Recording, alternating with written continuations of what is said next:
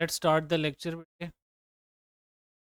Today in lecture number 2 इंशाल्लाह हम जो है मैक्सिमम चीज़ें अप टू रेक्टेंगुलर कंपोनेंट्स ये टॉपिक सारा या पोजीशन वेक्टर भी अगर हो जाए, टारगेट है कि पोजीशन वेक्टर तक आज के लेक्चर में हम सारी बातें कंप्लीट कर लेंगे। लास्ट टाइम मेरे ख्याल से स्टूडेंट्स हमने पढ़ा था up to topic multiplication of a vector by scalar, यहाँ तक पढ़ा था कि वेक्टर सब्ट्रैक्शन तक पढ़ा, शायद वेक्टर सब्ट्रैक्शन तक।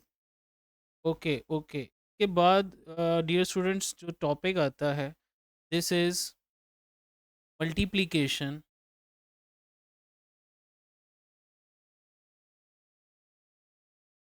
Of a vector bye a scalar. अब बेटे जब आप किसी वेक्टर को स्केलर से मल्टीप्लाई करते हो तो वो स्केलर नंबर भी हो सकता है या स्केलर क्वांटिटी भी हो सकती है। इसकी दो हेडिंग्स बन जाएंगी, सब हेडिंग्स।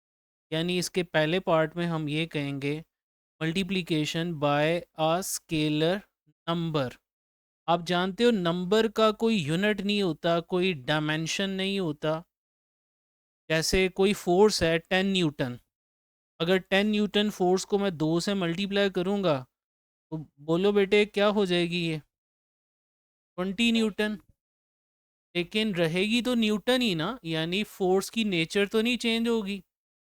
तो जब भी हम किसी वेक्टर को एक स्केलर नंबर n से मल्टीप्लाई करते हैं, लाइक आप ये कह लो जी कि हमारे पास एक वेक्टर है a, ओके, एक वेक्टर है a, इसे हमने स्केलर नंबर n से मल्टीप्लाई किया।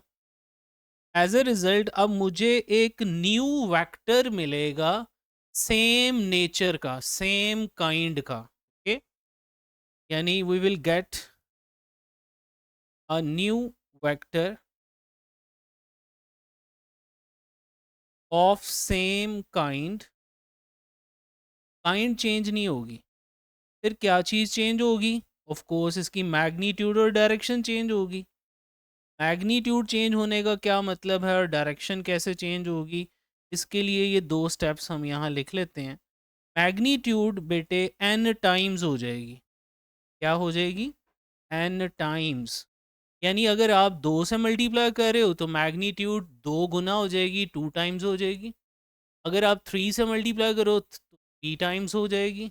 लेकिन अगर मैं आपसे पूछूं कि क्या n टाइम्स का मतलब ये है कि मैग्नीट्यूड बढ़ेगी हमेशा, कि कम भी हो सकती है या सेम भी रह सकती है?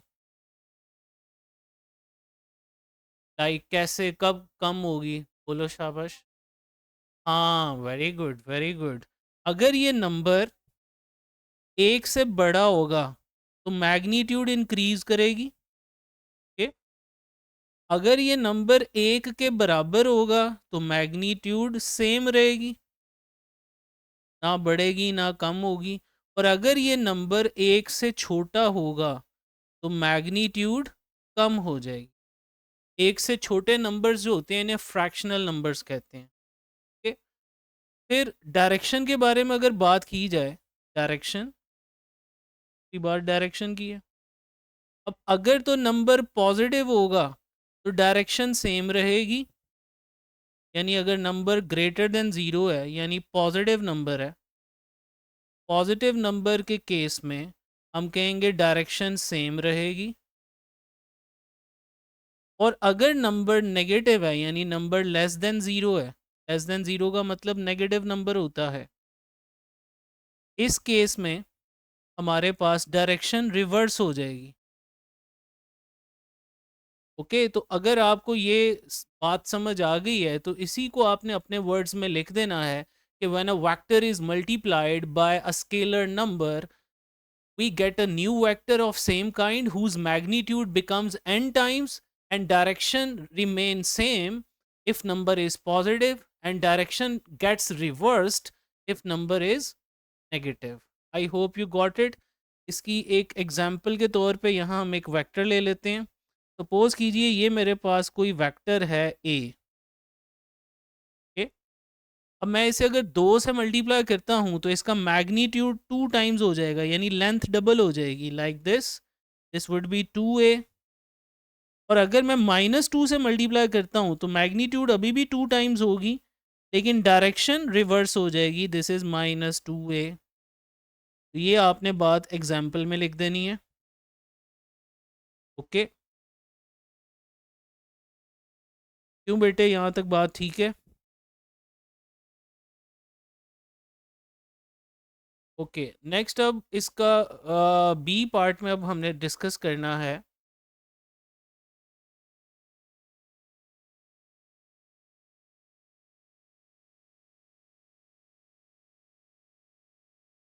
हाँ हाँ, वो बेटे अभी मैं बाहर था, मैं 6 बजने में अभी 2-3 मिनट रहते थे तो मैं घर पहुंचा हूँ। मैंने फ़ौरन सिस्टम ऑन करके आपको लिंक शेयर किया है। यानी क्लास कभी मैं घर होऊंगा तो 5:30 बजे भी ली जा सकती है, ठीक है? और वरना 6 से 7 तो मैं हर हाल में कोशिश करके टाइम मैनेज किया। क्या बेटे? नहीं नहीं, मैंने जब आपको कह दिया है ना कि क्लास 6 से 7 होगी, वो लिंक आप इसको शेयर करने में, क्योंकि जब आप इसको मैं गूगल मीट को ज्वाइन करता हूँ तभी मेरे पास उसका नया लिंक आता है ना, और वो मैं आपको शेयर कर देता हूँ। आप ऐसा करना, मुझे अपना गूगल अकाउंट, जो जीमेल अकाउंट होता है ना, अगर वो है तो वो मुझे शेयर कर देना, मैं आपका उस मीटिंग में डायरेक्ट वो लिंक आपका वो अकाउंट डाल दूंगा ना, तो फिर वो आपको मतलब आप डायरेक्टली सिर्फ क्लिक करोगे तो क्लास ज्वाइन हो जाया करेगी। तो ये भी किया जा सकता है, फिर लिंक का रोला नहीं हुआ करेगा, तब आप डायरेक्टली बस उसको खोलोगे तो वो ज्वाइन हो जाए। नेक्स्ट अब इसका बी पार्ट है। अभी तक तो हमने देखा कि अगर आप वेक्टर को खाली एक किसी नंबर से मल्टीप्लाई करते हो तो वो नेचर में चेंज नहीं होता, लेकिन बेटे अगर हम यहाँ इसको मल्टीप्लाई करें किसी स्केलर क्वांटिटी के साथ, यानी बाय अ स्केलर क्वांटिटी, अगर बात की जाए, क्वांटिटी का तो अपने यूनिट्स होते हैं, अपनी डायमेंशन होती है। जैसे मैं कहूँ 2 एक नंबर है, लेकिन 2 kg एक क्वांटिटी है ना, समझ आ रही बात? 2 एक नंबर है, लेकिन अगर मैं 2 के साथ कोई यूनिट लगा देता हूँ, 2 मीटर या 2 kg, तो ये क्वांटिटी बन जाएगी ना। नंबर को जब आप मल्टीप्लाई करते हो उसकी चूंकि कोई यूनिट नहीं होता, तो वो नेचर ऑफ दैट क्वांटिटी को या वेक्टर को चेंज नहीं करता। लेकिन इस केस में जब आप किसी भी एक वेक्टर ए को मल्टीप्लाई करोगे स्केलर क्वांटिटी एन के साथ, एन यहाँ स्केलर क्वांटिटी है, तो अब हमारे पास एक न्यू फिजिकल क्वांटिटी जनरेट होगी, और वो भी वेक्टर ही होगी, ठीक है? न्यू वेक्टर फिजिकल क्वांटिटी हमें मिलेगी, और इस न्यू वेक्टर का या न्यू फिजिकल क्वांटिटी के जो यूनिट्स होंगे वो कैसे आएंगे? By multiplying the units of N and A. यानी जो वेक्टर ए है उसके भी कोई यूनिट्स होंगे और स्केलर क्वांटिटी के भी कोई यूनिट्स होंगे, दोनों के यूनिट्स को मल्टीप्लाई करेंगे तो जो रिजल्ट आएगा वो हमारे पास रिजल्टिंग क्वांटिटी का या एक नई फिजिकल क्वांटिटी का यूनिट आ जाएगा। यानी unit of new physical quantity क्या होगा? यूनिट ऑफ एन को मल्टीप्लाई कर देंगे यूनिट ऑफ ए के साथ। फॉर एग्जांपल, आप जानते हैं कि जब हम वेलोसिटी को मास के साथ मल्टीप्लाई करते हैं, क्या ये मोमेंटम नहीं होता बेटे? Is linear momentum. तो जब आपने वेलोसिटी वेक्टर को मास फिजिकल क्वांटिटी, यानी मास यहाँ पे एक स्केलर क्वांटिटी है, जब मास से मल्टीप्लाई किया तो वो वेलोसिटी वेलोसिटी नहीं रही, बल्कि अब मोमेंटम बन गया है, एक नया वेक्टर बन गया, एक न्यू फिजिकल क्वांटिटी बन गई। ओके, और इस टाइम अगर मैंने यूनिट ऑफ मोमेंटम कैलकुलेट करना है तो उसका तरीका क्या होगा? मास का यूनिट होता है केजी, और वेलोसिटी का यूनिट होता है मीटर पर सेकंड, तो मोमेंटम का यूनिट आ गया केजी मीटर पर सेकंड। इसी तरह एक सेकंड एग्जांपल है, आप न्यूटन सेकंड लॉ में पढ़ते हैं कि अगर हम एक्सेलरेशन को मास के साथ मल्टीप्लाई करें तो हमारे पास एक नई फिजिकल क्वांटिटी फोर्स आ जाती है, F is equal to M में। यहाँ भी आप देख रहे हो मास एक स्केलर क्वांटिटी है और एक्सेलरेशन एक वेक्टर है। जब मास स्केलर क्वांटिटी मल्टीप्लाई होगी किसी एक्सेलरेशन वेक्टर के साथ तो एज ए रिजल्ट आपको फोर्स मिलेगा। अब इसको फोर्स कहते हैं। अब अगर मैंने यूनिट ऑफ फोर्स कैलकुलेट करना है तो मुझे क्या करना है, जस्ट मास और एक्सेलरेशन के यूनिट्स को मल्टीप्लाई करना है।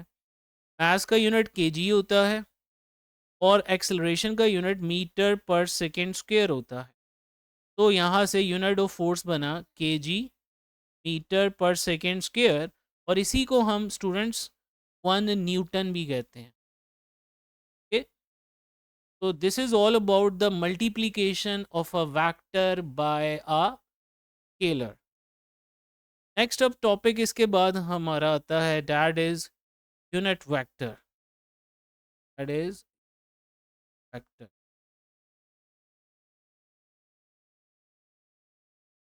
यूनिट वेक्टर की तरफ अब आते हैं हम। This is very important short question. Unit vector,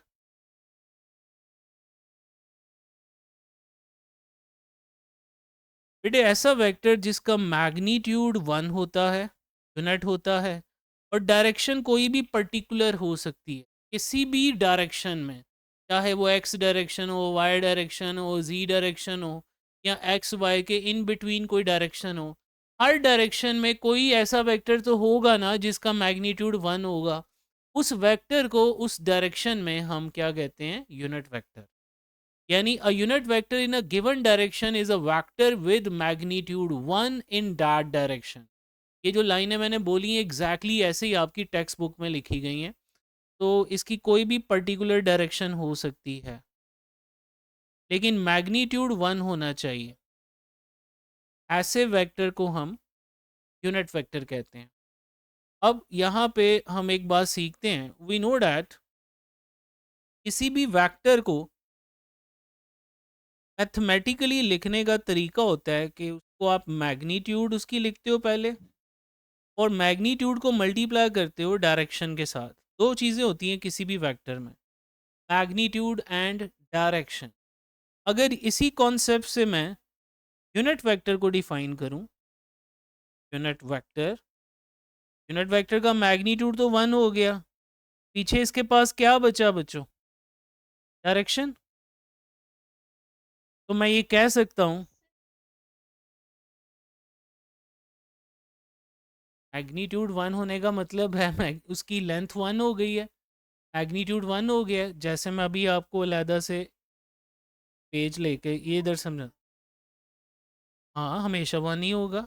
yes, आप मुझे बताएं जब आप किसी दुकान पे जाती हैं कोई चीज़ ख़रीदने के लिए, स्टेशनरी शॉप पे गई हैं, सब्ज़ी की शॉप पे गई हैं, आप फ्रूट शॉप पे गई हैं, तो दुकान वाला आपको कौन सी प्राइस बताता है? क्या 10 किलो की बताता है, 1 मन की बताता है, 25 किलो की बताता है, कि 1 किलो की बताता है? एक यूनिट की बताता है ना, यूनिट की। क्या वो आप हर शॉप पे जाते हो, सपोज़ आपने 1 किलो चीनी लेनी है, एक 1 केजी शुगर, तो उसकी एक प्राइस होगी ना फिक्स। अब मैं कहूँ जी मुझे अब 1 किलो आटा चाहिए, 1 केजी फ्लोर चाहिए, क्या उसकी भी कीमत वही होगी, डिफरेंट होगी? डिफरेंट होगी। जिस तरह हर चीज़ की यूनिट प्राइस डिफरेंट होती है, इसी तरह हर डायरेक्शन का यूनिट वेक्टर भी होता है फिक्स। जैसे आपको अगर किसी भी चीज़ की यूनिट की प्राइस पता हो, मतलब मुझे अगर 1 केजी शुगर की प्राइस पता है, तो मैं अब आधा किलो शुगर की प्राइस भी निकाल सकता हूँ, 2 किलो की भी निकाल सकता हूँ, 5 किलो की भी निकाल सकता हूँ। समझ आ रही बात? इसी तरह किसी भी डायरेक्शन में अगर आपको यूनिट लेंथ वाला वेक्टर पता है जिसका मैग्नीट्यूड 1 है, तो अब आप उसकी मदद से उस डायरेक्शन में कोई भी वेक्टर बना सकते हो। जैसे इस बात को और मैं ज़रा तफसील से समझाता हूँ आपको। सपोज़ करो ये कोई डायरेक्शन है, any direction, okay? It is any direction. अब इस डायरेक्शन में सपोज़ मैंने एक वेक्टर ये बनाया, ये वेक्टर ए देख रहे हो? सपोज़ कर लो इसका मैग्नीट्यूड 3 है। अब इसी डायरेक्शन में एक और वेक्टर बनाया ये बी, इसका मैग्नीट्यूड ज़्यादा होगा, 5 है। क्या इन दोनों वेक्टर्स की डायरेक्शन सेम नहीं है? और अगर मैं अब इसी डायरेक्शन में ग्रीन कलर से मैं वेक्टर बना रहा हूँ, जिसकी लेंथ 1 हो, इसकी लेंथ 1 हो, क्या ये इस डायरेक्शन का अब यूनिट वेक्टर नहीं होगा? अब अगर मुझे यूनिट वेक्टर पता है और मुझे अब ये वाला वेक्टर बनाना है ए, तो मैं यूनिट वेक्टर को 3 से मल्टीप्लाई करूंगा तो ए वेक्टर आ जाएगा, क्योंकि डायरेक्शन तो सबकी सेम है ना। अब अगर मुझे इसी डायरेक्शन में बी वेक्टर चाहिए, तो मैं इस डायरेक्शन के यूनिट वेक्टर को किससे मल्टीप्लाई करूंगा? 5 से। I hope you are getting कि हर डायरेक्शन का एक यूनिट वेक्टर होता है। मतलब आप कोई डायरेक्शन ये है, ये वाई एक्सिस में मैंने कोई डायरेक्शन ले ली है, तो इस डायरेक्शन में भी कोई यूनिट लेंथ वाला वेक्टर होगा ना। इसको कहते हैं unit vector in that direction. और यूनिट वेक्टर का फायदा क्या है? जब आपको किसी भी डायरेक्शन में यूनिट वेक्टर पता चल जाए, तो उस डायरेक्शन में अब आप कोई भी वेक्टर को बना सकते हो, just multiplying that unit vector with the magnitude of that vector. यानी मुझे अगर 10 मैग्नीट्यूड का वेक्टर चाहिए इस डायरेक्शन में, और उस डायरेक्शन का यूनिट वेक्टर मुझे पता है, तो मैं उस यूनिट वेक्टर को 10 से मल्टीप्लाई कर दूंगा। Got it? ये कोई भी डायरेक्शन हो सकती है, X direction, Y direction, Z direction, in between any number of directions are possible. कोई एक पर्टिकुलर डायरेक्शन में ऐसा वेक्टर जिसका मैग्नीट्यूड 1 होता है, उसे हम यूनिट वेक्टर कहते हैं। इसीलिए हम कहते हैं कि जो यूनिट वेक्टर है, ये एक ऐसा वेक्टर है जो कि डायरेक्शन बताने का काम करता है। क्या काम करता है जी? डायरेक्शन बताने का। इसको अरेज कर दूं तो आपको एक कॉन्सेप्ट समझाने के लिए आया था। अच्छा, वापस चलते हैं लेक्चर की तरफ। तो यहाँ मैंने अब ये पॉइंट लिख देता हूँ कि यूनिट वेक्टर की फिजिकल इंटरप्रिटेशन क्या है। यूनिट वेक्टर हमें बताता है, प्रेजेंट्स अ पर्टिकुलर डायरेक्शन।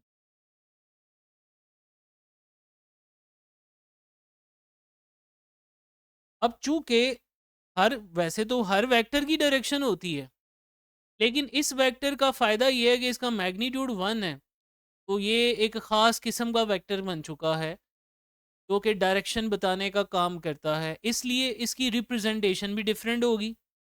यानी जो unit vector in the direction of A vector है, सपोज कर लो, इसे हम रिप्रेजेंट करेंगे ए कैप के साथ। इसे हम ए कैप भी पढ़ते हैं या ए हैट भी पढ़ते हैं। तो अगर मैं अब बात कर रहा हूँ unit vector in the direction of B, तो इसको कैसे रिप्रेजेंट करेंगे? बी कैप के साथ। ओके, इसी तरह कोई सी वेक्टर होगा, उसके यूनिट वेक्टर को कैसे रिप्रेजेंट करेंगे? टी कैप के साथ। तो हमने एक तरीका बना लिया कि किसी भी वेक्टर के यूनिट वेक्टर को रिप्रेजेंट करना है, तो भी वो वेक्टर है उसके ऊपर आप कैप डाल दोगे। A cap, B cap, C cap, ये उन वेक्टर्स के यूनिट वेक्टर्स शो हो जाएंगे। गॉट इट बेटे?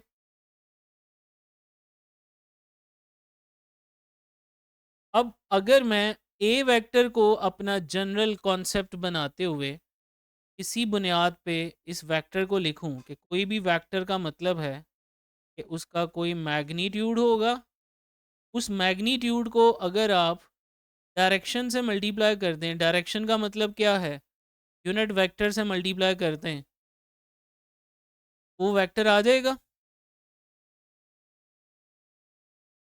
जैसे मैंने अभी आपको समझाया था कि किसी पर्टिकुलर डायरेक्शन में अगर आपको एक यूनिट वेक्टर पता है, तो आप 2 से मल्टीप्लाई करोगे तो उसी डायरेक्शन में 2 मैग्नीट्यूड का वेक्टर आ जाएगा। फिर आप 10 से मल्टीप्लाई करोगे तो उसी डायरेक्शन में 10 मैग्नीट्यूड वाला वेक्टर आ जाएगा। उसी को 0.5 से मल्टीप्लाई करोगे तो उसी डायरेक्शन में 0.5 मैग्नीट्यूड का वेक्टर निकल आएगा। तो अब इस बुनियाद पे आइए इसको सिंबॉलिकली लिखते हैं। किसी वेक्टर ए को हम ए वेक्टर साइन के साथ लिखते हैं लाइक दिस। मैग्नीट्यूड को सिंपल लाइट फेस लेटर के साथ लिखते हैं ए। वैसे इसका एक और तरीका भी होता है, वो जो बताया था आपको मॉड के साथ, वो मर्जी है, मैं किताब को फॉलो करते हुए सिंपल लाइट फेस लेटर से मैग्नीट्यूड लिख दिया। अब यूनिट वेक्टर के लिए ए कैप यूज होगा। A vector can be written as A into A cap. अब मुझे यहाँ से अगर ए कैप कैलकुलेट करना है तो इस मैग्नीट्यूड को क्रॉस मल्टीप्लाई करना पड़ेगा ना इस वेक्टर पे, और ये नीचे आ जाएगा। एज ए रिजल्ट अब आपके पास जो यूनिट वेक्टर का फॉर्मूला बनेगा, A cap is equal to vector A over its magnitude. तो ऐसे भी लिख सकते हो, वेक्टर ए ओवर मैग्नीट्यूड को हम ऐसे मॉडुलस में भी लिखते हैं ना, लाइक दिस। तो this is the formula for unit vector. यानी अगर आपको कोई वेक्टर गिवन है और आपको उसका यूनिट वेक्टर फाइंड करना है, तो आप क्या करोगे, उसी वेक्टर को उसके मैग्नीट्यूड पे डिवाइड कर दोगे, उस वेक्टर की डायरेक्शन में यूनिट वेक्टर निकल आए। तो we can say that a vector divided by its magnitude gives the unit vector in the direction of that vector। Vector की बात हो रही, अगर इसी फॉर्मूला को मैंने बी वेक्टर के लिए लिखना होगा, तो बी वेक्टर को बी के मैग्नीट्यूड पे डिवाइड करेंगे तो बी यूनिट वेक्टर निकल आएगा। यानी इसी को आप ऐसे भी बी वेक्टर के लिए लिखना चाह रहे हो तो B cap is equal to B vector over B magnitude. या आप इसको सी वेक्टर के लिए लिख रहे हो, सी कैप होगा सी वेक्टर ओवर सी मैग्नीट्यूड। क्यों बेटे, समझ आ रही बात?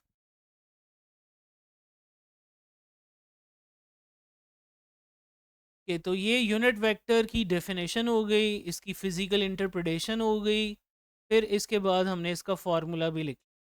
अगली एक इम्पॉर्टेंट बात जो आपको पता होनी चाहिए कि यूनिट वेक्टर का यूनिट कोई नहीं होता बेटे। ये बड़ा इंपॉर्टेंट एमसीक्यू भी है। यूनिट वेक्टर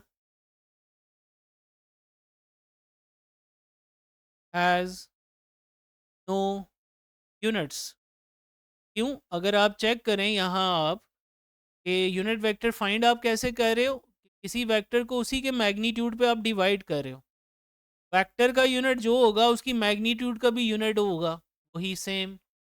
दो सेम यूनिट्स डिवाइड होके कट नहीं जाएंगे। यूनिट वेक्टर डायमेंशन लेस होता है, यूनिट लेस होता है। ये बात एक याद रखनी। इसके बाद इसकी कुछ आएंगी एग्जांपल्स।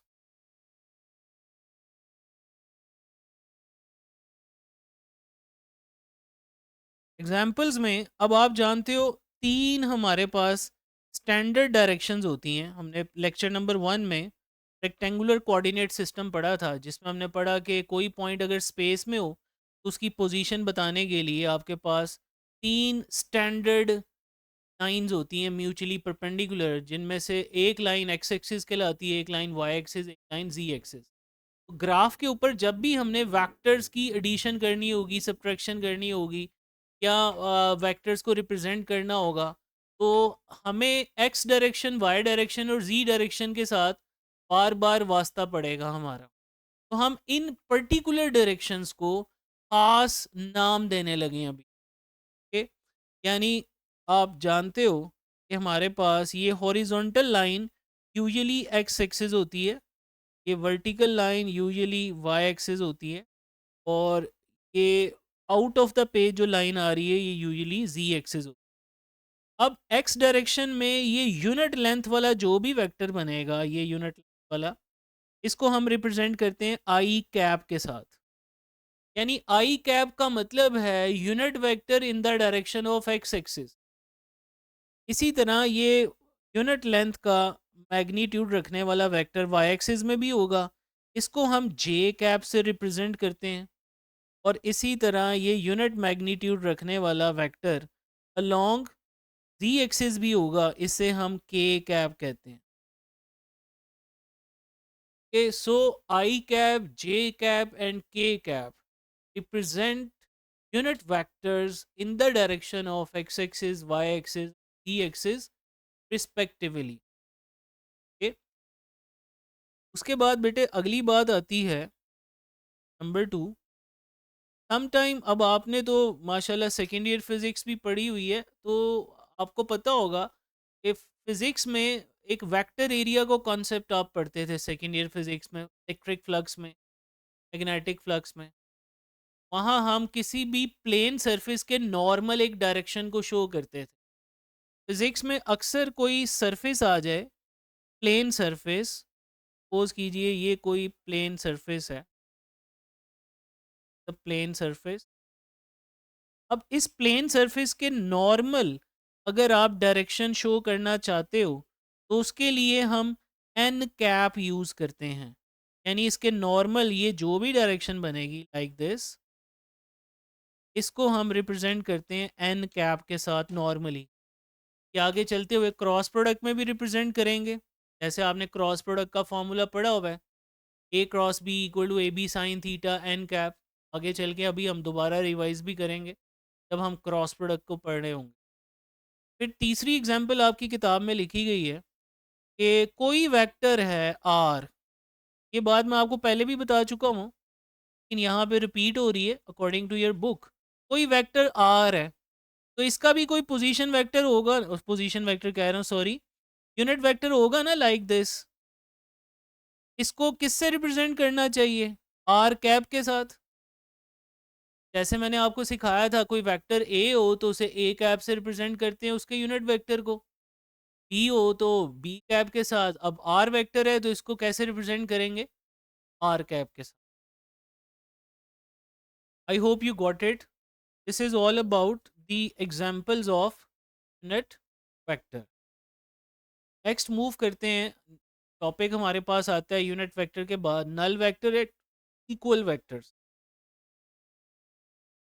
तो नेक्स्ट इज, पहले हम नल वेक्टर की बात कर लेते हैं। जैसे यूनिट वेक्टर का मतलब था ऐसा वेक्टर जिसका मैग्नीट्यूड 1 था in a particular direction. Null vector एक ऐसा वेक्टर है जिसका मैग्नीट्यूड 0 होगा। नल का मतलब 0 होता है, और इसकी डायरेक्शन कोई भी नहीं होगी, कोई ख़ास डायरेक्शन नहीं होगी, कि डायरेक्शन आर्बिट्रेरी होगी। आर्बिट्रेरी का मतलब होता है रैंडम। यहाँ आर्बिट्रेरी का मतलब एक ये भी होता है कि जिसका कोई मतलब ना हो।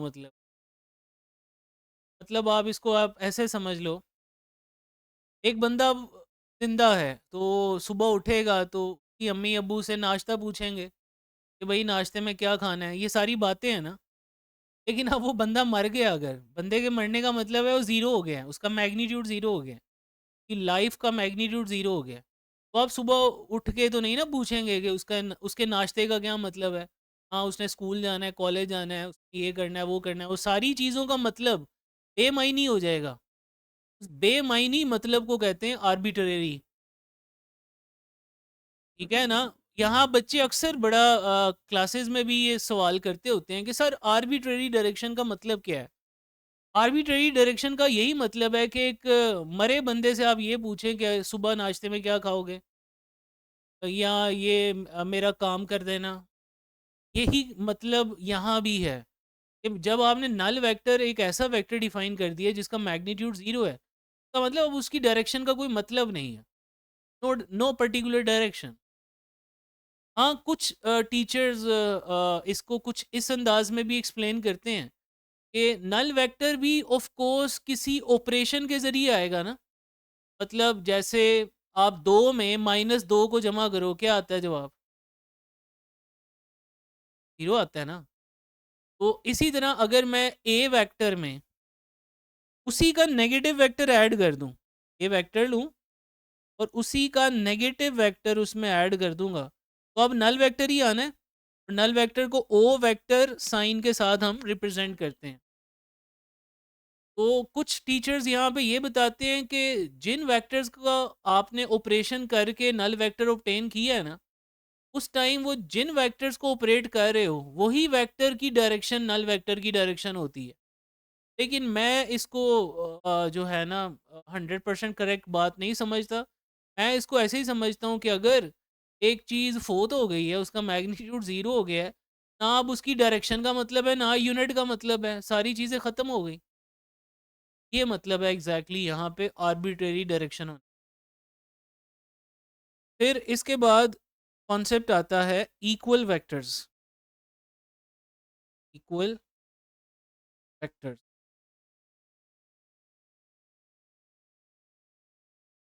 इक्वल वेक्टर्स बेटे, वेक्टर्स चूंकि अपनी दो क्वालिटीज से डिफाइन किया जाता है, नंबर वन मैग्नीट्यूड और नंबर टू डायरेक्शन। अगर आप कभी भी दो वेक्टर्स को इक्वल लिख रहे हो, यानी ए बराबर बी लिख रहे हो अगर आप, तो इसका मतलब ये होगा कि इनकी मैग्नीट्यूड भी सेम है और इनकी डायरेक्शन भी सेम है।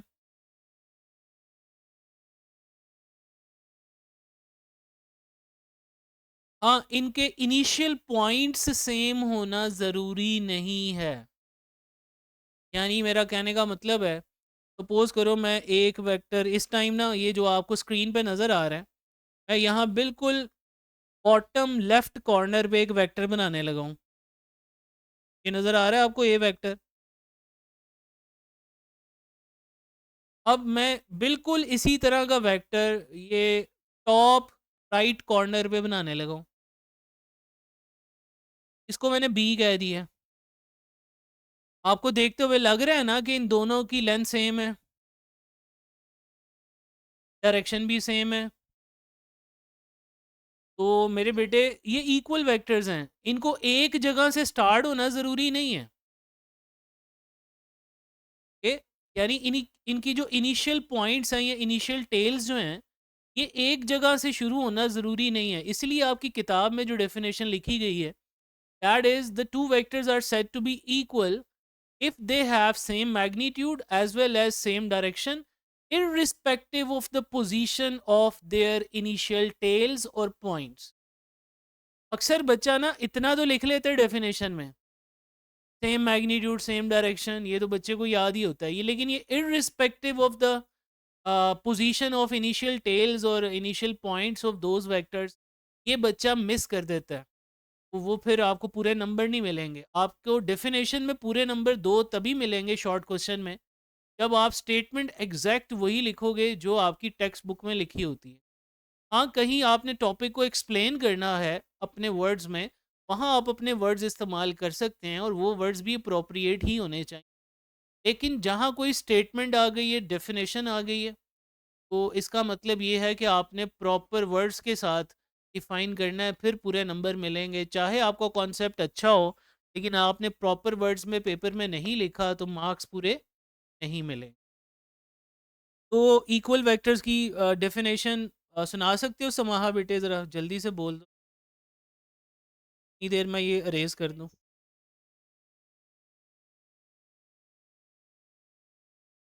यस, यस, गुड, आपको याद होगी।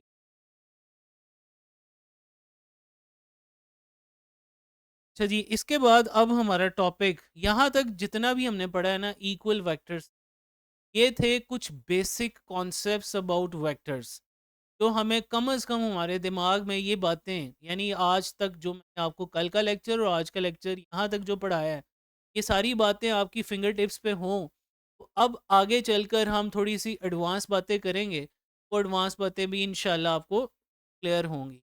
अब नेक्स्ट आर्टिकल की तरफ मूव करने लगे हैं। इसका बुक के अंदर तो टाइटल है रेक्टेंगुलर कंपोनेंट्स, और ये एक लॉन्ग क्वेश्चन है। रेक्टेंगुलर कंपोनेंट्स,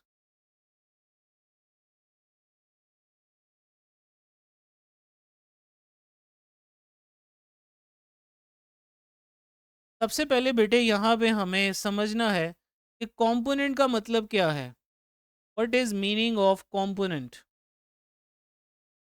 कंपोनेंट ना, जैसे आपने चाय बनानी है तो उसके लिए दूध चाहिए, पत्ती चाहिए, चीनी चाहिए, या ब्राउन शुगर चाहिए, वट एवर यू वांट, या इलायची आपने उसमें डालनी है। तो अगर आपने 5-6 चीज़ें मिक्स करके एक चाय बनाई है, वो 5-6 चीज़ें जो मिलकर चाय बनी है, वो 5-6 चीज़ें उसके कंपोनेंट्स कहलाएंगे। ओके? बिल्कुल इसी तरह एक वेक्टर के भी कई कंपोनेंट्स हो सकते हैं। जैसे मैं कहूँ यार मैंने चाय पीनी है लेकिन पत्ती नहीं है, बाकी सब कुछ है, दूध भी है, इलायची भी है, चीनी, शुगर, हर शय मौजूद है, लेकिन पत्ती मौजूद नहीं है, टी मौजूद नहीं है, ब्लैक टी, तो मैं चाय नहीं बना सकता। ओके? और अगर आपके पास दूध नहीं है, ब्लैक टी है, तब भी नहीं चाय बनती। इसका मतलब ये है कि कंपोनेंट्स क्या होते हैं किसी भी वेक्टर के, कि किसी भी वेक्टर का एक खास पार्ट जो एक खास डायरेक्शन रखेगा। कुछ आप एक वेक्टर के कंपोनेंट्स कह रहे हो, मैंने चाय के कंपोनेंट्स किए तो उनकी तो कोई डायरेक्शन नहीं ना होगी। लेकिन अब आप कंपोनेंट्स कह रहे हो किसके? वेक्टर के।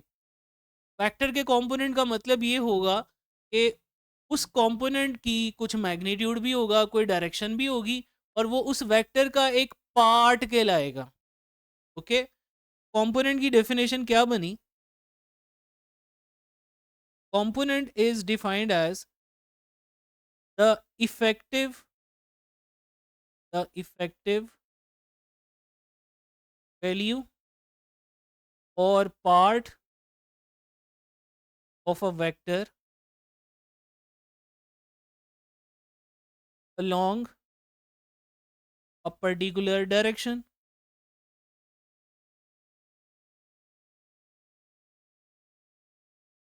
ये आ गई डेफिनेशन कंपोनेंट की। अब मुझे बताओ जी, एक वेक्टर के ज़्यादा से ज़्यादा कंपोनेंट्स कितने हो सकते हैं? बता सकते हैं आप? 2 हो सकते हैं, 3 हो सकते हैं, कितने हो सकते हैं? काफ़ी ज़्यादा हो सकते हैं। काफ़ी ज़्यादा कोई लिमिट है कि अनलिमिटेड?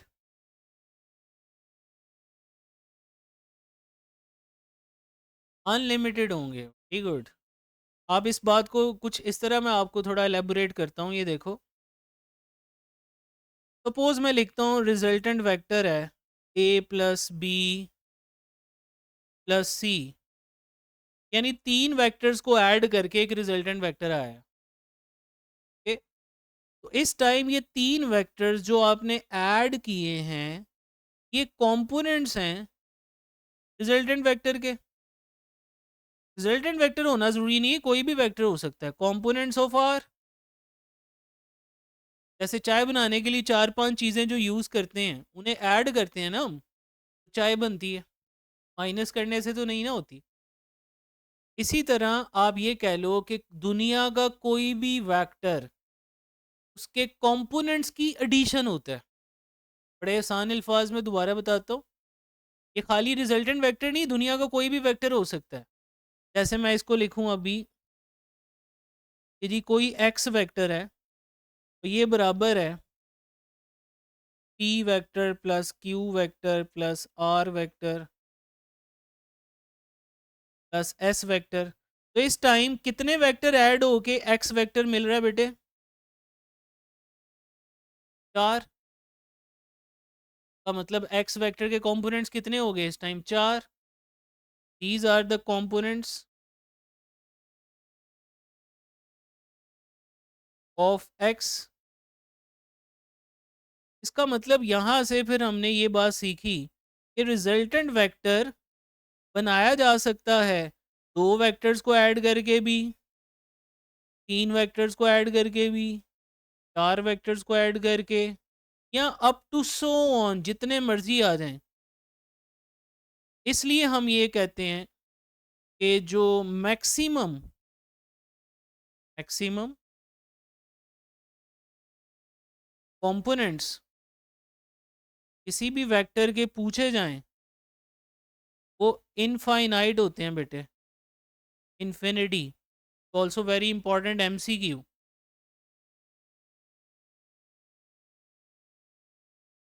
तो अब हम टॉपिक पढ़ने जा रहे हैं रेक्टेंगुलर कंपोनेंट्स। पहले रेक्टेंगुलर कंपोनेंट्स मैं अब आपको डिफाइन कर दूं, लेकिन उससे भी पहले मैं अब एक प्रोसेस डिफाइन करूंगा जिसे हम वेक्टर रेजोल्यूशन कहते हैं। यानी splitting up a vector, splitting up a vector into its components. इस मेथड को हम वेक्टर्स रेजोल्यूशन कहते हैं।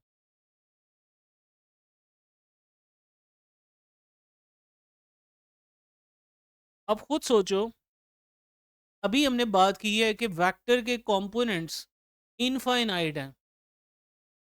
इनफाइनाइट कंपोनेंट्स अगर कैलकुलेट करने के पीछे कोई इंसान लग गया तो उसकी ज़िंदगी ख़त्म हो जाएगी, कंपोनेंट्स नहीं ख़त्म होंगे। सही है ना?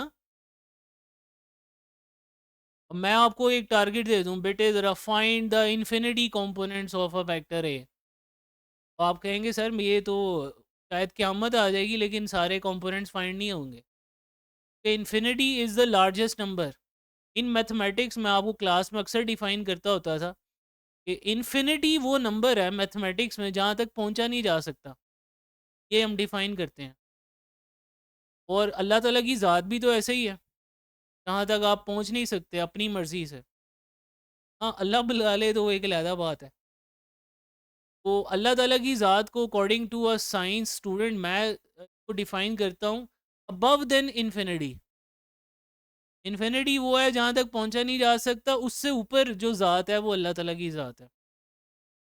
तो इसका मतलब फिर तो मसला पड़ गया भाईजान, हम कंपोनेंट्स तो फाइंड ही नहीं कर सकते। फिर साइंसदानों ने सोचा कि यार कुछ कंपोनेंट्स ऐसे होते हैं जो इन्फिनिटी नहीं होते, लिमिटेड होते हैं। यानी मैं आपको कहूँ यार एक वेक्टर है, उसके सिर्फ 2 कंपोनेंट्स हैं, फाइंड करो। तो आप कहोगी सर ठीक है मैं फाइंड कर लेती हूँ, बहुत आसान है। जैसे आप जानते हो प्लेन के अंदर किसी वेक्टर के 2 कंपोनेंट्स होते हैं और स्पेस में मैक्सिमम 3 होते हैं, रेक्टेंगुलर कंपोनेंट्स। अब हम डिफाइन करेंगे रेक्टेंगुलर कंपोनेंट्स। रेक्टेंगुलर कंपोनेंट मेरे बेटे ऐसा कंपोनेंट है जिन कंपोनेंट्स के दरमियान एंगल 90 हो। कल बात की थी ना, रेक्टेंगल की साइड्स के दरमियान भी एंगल 90 होता है। इसीलिए ऐसे कंपोनेंट्स जिनके दरमियान एंगल 90 होगा उन कंपोनेंट्स का नाम रख दिया रेक्टेंगुलर कंपोनेंट्स। यानी such components of a vector which are mutually perpendicular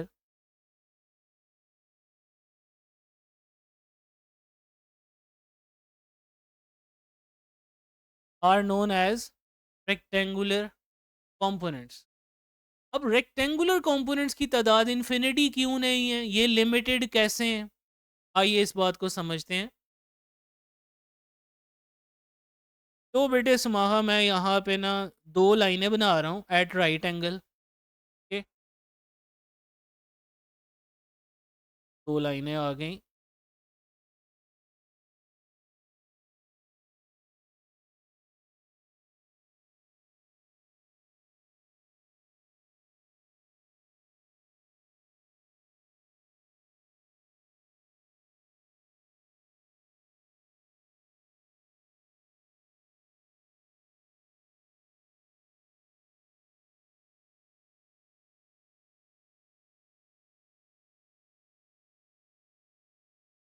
ये 2 लाइनें परपेंडिकुलर नज़र आ रही हैं आपको इस प्लेन के ऊपर बेटे? बोले ज़रा।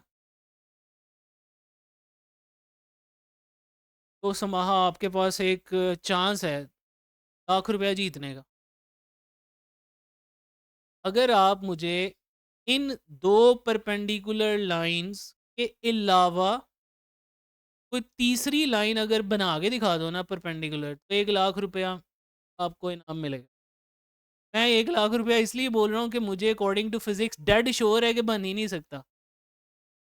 लेकिन वो लाइन इन दोनों के पैरेलल नहीं होनी चाहिए। यानी एक प्लेन के ऊपर जब आप 2 लाइनें बना लेते हो ना, इन 2 के अलावा कोई और परपेंडिकुलर लाइन बनाई नहीं जा सकती। जैसे मैं यहाँ ग्रीन कलर से एक लाइन बना के दिखाता हूँ।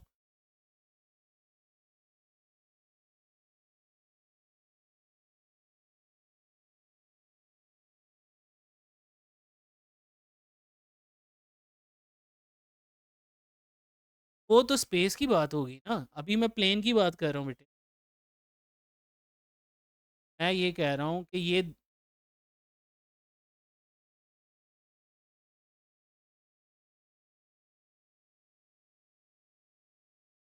बेटे ज़रा मेरा पेन नहीं ठीक चल।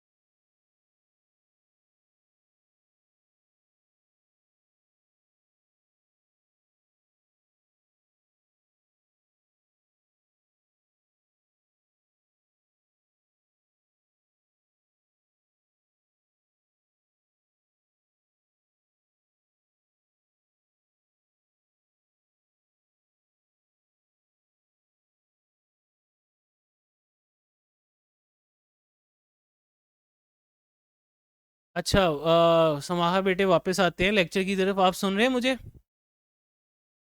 अच्छा, इस टाइम देखो मैंने ये एक लाइन ड्रॉ की है रेड कलर की, ये परपेंडिकुलर है इसके, लेकिन ये इसके पैरेलल ही है ना।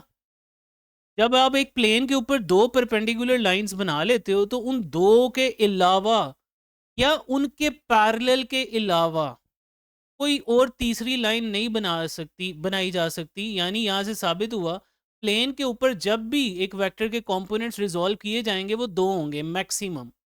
और स्पेस के अंदर आप जानते हो 3 डायरेक्शंस होती हैं, एक्स वाई जी। इसलिए स्पेस के अंदर मैक्सिमम रेक्टेंगुलर कंपोनेंट्स 3 होंगे और प्लेन के अंदर 2 होंगे। बात क्लियर होगी आपको?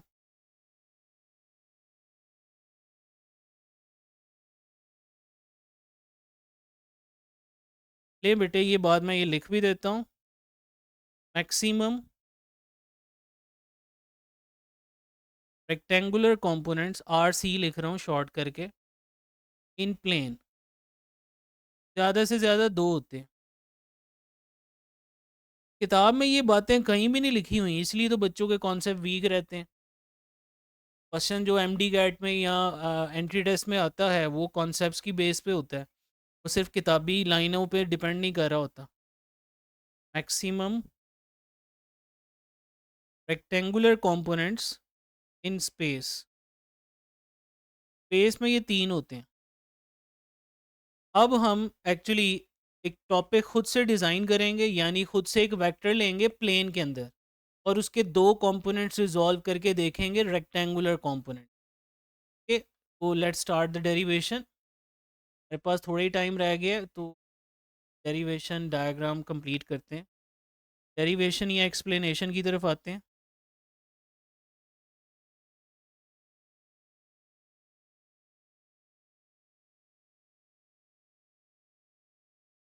सपोज फर्स्ट ऑफ ऑल अपने रेफरेंस के लिए, चूंकि मैंने प्लेन की बात करनी है, प्लेन को हम एक्स वाई प्लेन ले लेते हैं ताकि एक वेक्टर को रिजॉल्व करना हमारे लिए आसान हो जाए।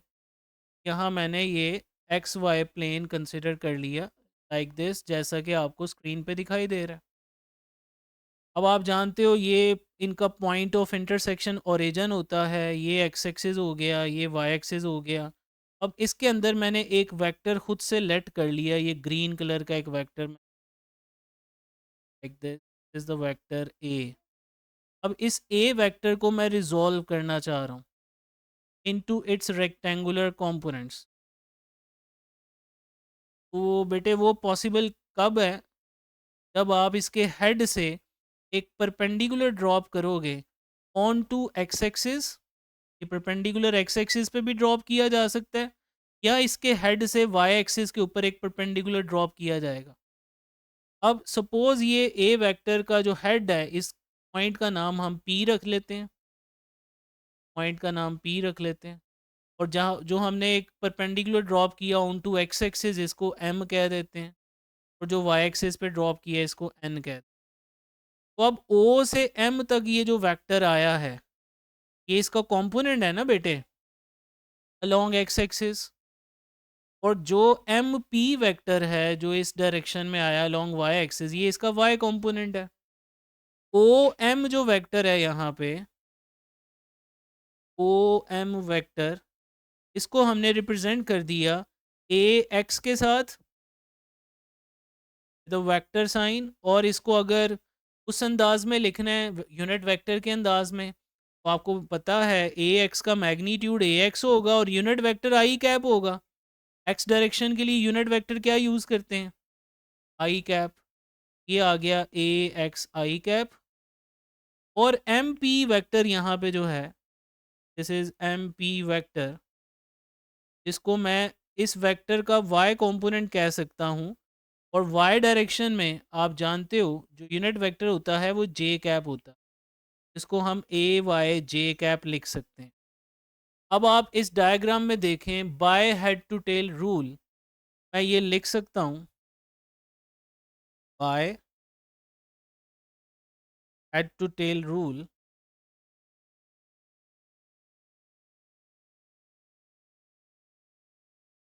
क्या मैं ये लिख सकता हूँ कि vector A is the sum of X component and Y component? और लिखने का अंदाज क्या आया? एक्स कंपोनेंट के साथ डायरेक्शन के लिए यूनिट वेक्टर आ गया आई कैप, और वाई कंपोनेंट के साथ डायरेक्शन के लिए क्या आ गया? J cap. I hope you got it. और यहाँ जो ये वेक्टर ए एक्स एक्सिस के साथ एंगल बना रहे हैं, इस एंगल को थीटा कह देते हैं। और रट्टा नहीं लगाना इसको, अगर आपको कॉन्सेप्ट है तो ये टॉपिक आप खुद लिख सकते हो। Consider a vector A represented by line O P making an angle theta with the X axis. Resolve its rectangular components, draw a perpendicular from its head onto x-axis or onto y-axis.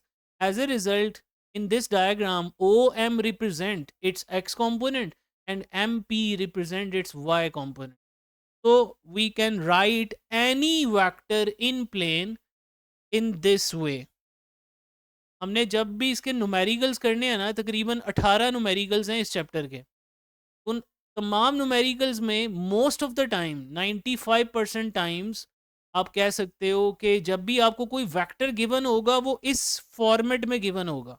For example आप numerical कर रहे हो, वो कह रहा है जी एक vector है P I cap plus 4 j cap.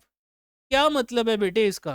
इसका मतलब है कि इसका एक्स कंपोनेंट 3 है, वाई कंपोनेंट इसका 4 है। ये भी हो सकता है कोई बी वेक्टर दिया हो 7 i cap minus 3 j cap.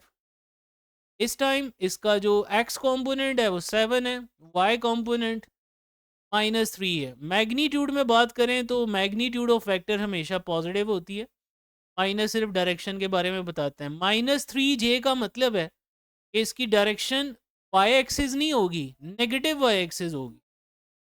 Yes.